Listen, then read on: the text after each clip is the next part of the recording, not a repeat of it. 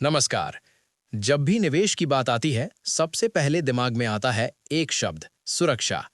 और यही वजह है कि बड़ी संख्या में लोग अपने पैसे को public provident fund, Sukanya Samriddhi योजना और सीनियर सिटीजन सेविंग स्कीम्स जैसी स्मॉल सेविंग स्कीम्स में लगा देते हैं।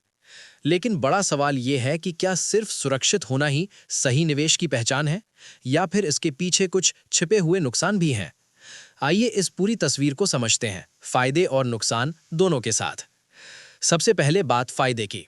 स्मॉल सेविंग स्कीम्स की सबसे बड़ी ताकत है सुरक्षा। इन योजनाओं में सरकार की गारंटी होती है, जिससे आपका पैसा लगभग पूरी तरह सुरक्षित रहता है। यही वजह है कि जोखिम से बचने वाले निवेशकों के लिए ये सबसे पसंदीदा विकल्प बन जाती हैं। दूसरा बड़ा फायदा, तय और स्थिर रिटर्न।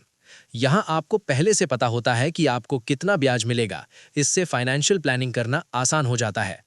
तीसरा, इन स्कीम्स का शेयर बाजार से कोई सीधा संबंध नहीं होता, यानी बाजार गिरता है तो भी आपके निवेश पर असर नहीं पड़ता। इसके अलावा टैक्स बेनिफिट भी एक बड़ा प्लस पॉइंट है। खासकर पीपीएफ और सुकन्या योजना में निवेश, ब्याज और मैच्योरिटी तीनों टैक्स फ्री होते हैं, जिससे आपकी असली कमाई बढ़ जाती है। और अगर आप रिटायरमेंट के बाद नियमित इनकम चाहते हैं, तो सीनियर सिटीजन सेविंग स्कीम जैसे विकल्प आपके लिए मददगार साबित हो सकते हैं। लेकिन अब बात उस सच्चाई की जो अक्सर नजरअंदाज कर दी जाती है।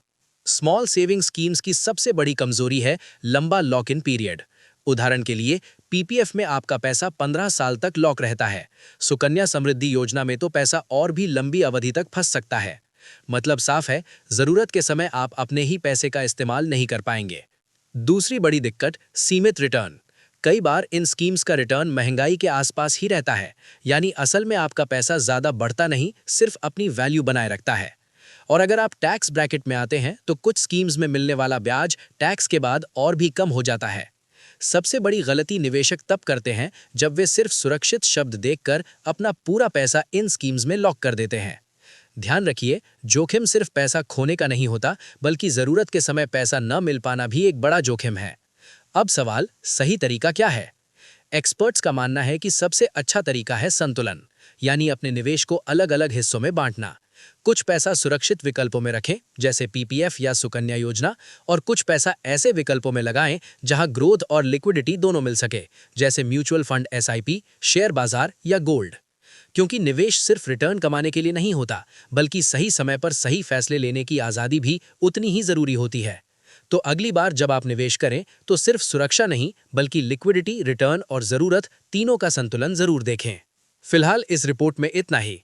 ऐसी ही जरूरी और समझदारी भरी खबरों के लिए जुड़े रहिए हमारे साथ। नमस्कार।